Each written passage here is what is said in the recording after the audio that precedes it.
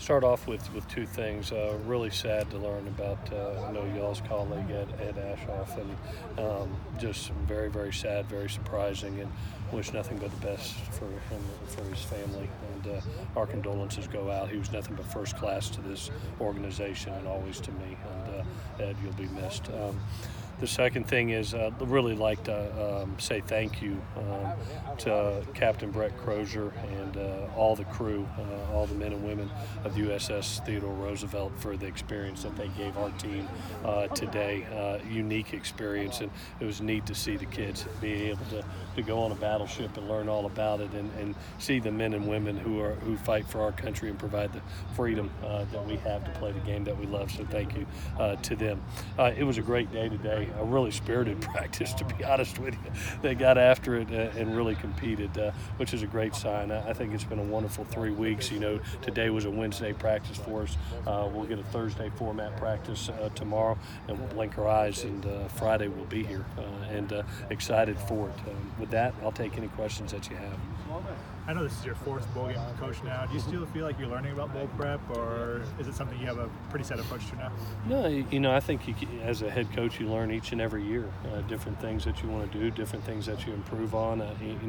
My dad's always taught me never get comfortable, never get stagnant. You can always get better.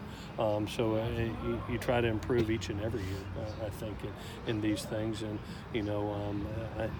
I'll be 100 years old and coaching and still trying to get better and still trying to learn something and do things better. Is there anything you want to do differently this year with this bowl game? I thought the kids did a great job. Being able to have 3 weeks of bowl prep, I think really has helped us from the overall team standpoint. And the other is just added the competitive level of what they got over those 3 weeks. That it wasn't just all game prep and game planning, but a lot of things going against each other on a one-on-one level, on a team level, of putting ones versus ones, twos versus twos, and letting them compete. And they've enjoyed it. They've enjoyed the 3 weeks of that. And so that was something that you can get tied up in schemes so much and game planning that you can't forget. The other part of this is to get some of those guys that are going to be sophomores next year ready for their next experience. Drew Richmond said he kind of found the fun in football again this year, playing for this team.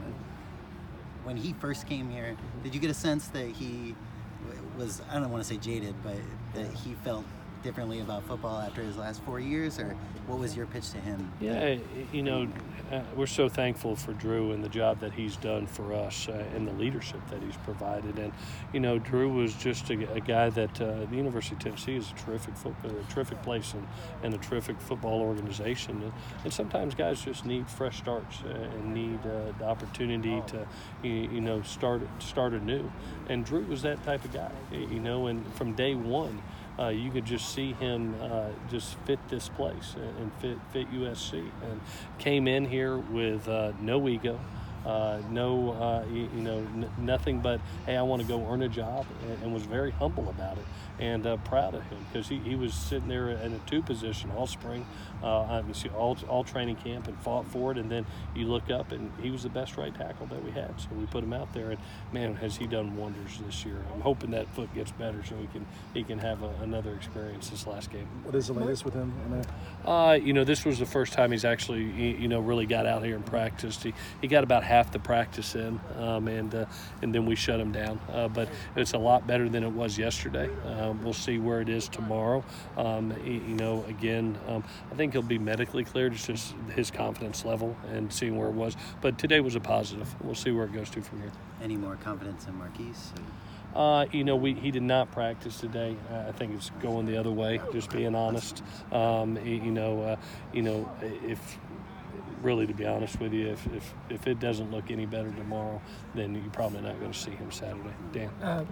Michael talked about this game and I guess Keaton too, about the opportunity to kind of win the fan base back. Mm-hmm. Are you looking at it that way in times that kind of with the transition to next year and all that to grab everybody and get them back on board? I love our fan base, and I love them because they hold our expectations high, and it's why we all came here. And we've got a tremendous opportunity. I think we all feel it, to really finish strong. The opportunity to win 6 out of the last 7 games and to finish against a top 25 opponent, 16th ranked second team in the country in Iowa.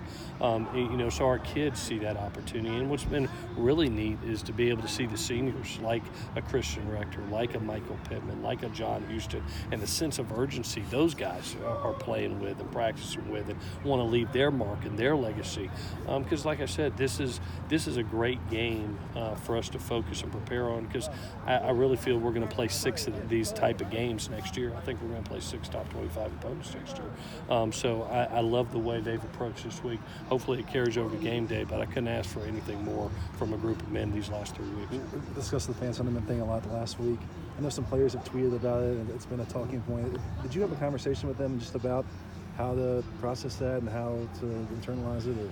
No, I've always told them, we all have roles, and I've said this to y'all before. I mean, our role as a team and as coaches and as players is to go out and win football games and do our absolute best both on and off the field to represent our university.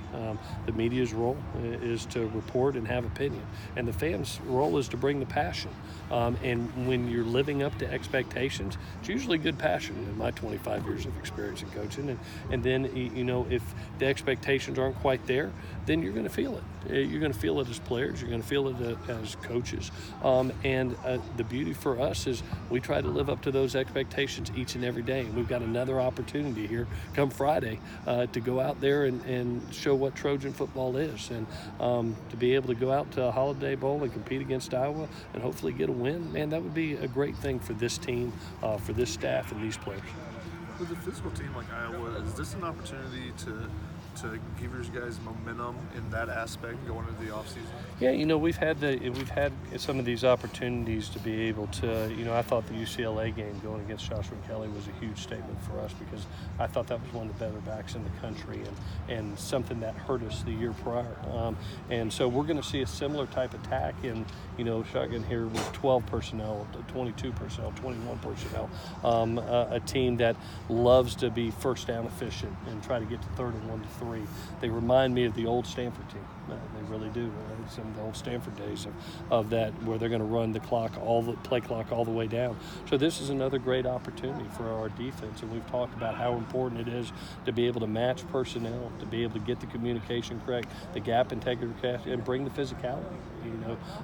This is one of the better run teams in the country, and they really play to their defense. They hold on to the ball with long drives and do a great job of being able to take all the clock off, all the play clock down, and only giving up like 64 plays a game to their opponents. So it makes you have to take care of the ball and make sure that every possession counts.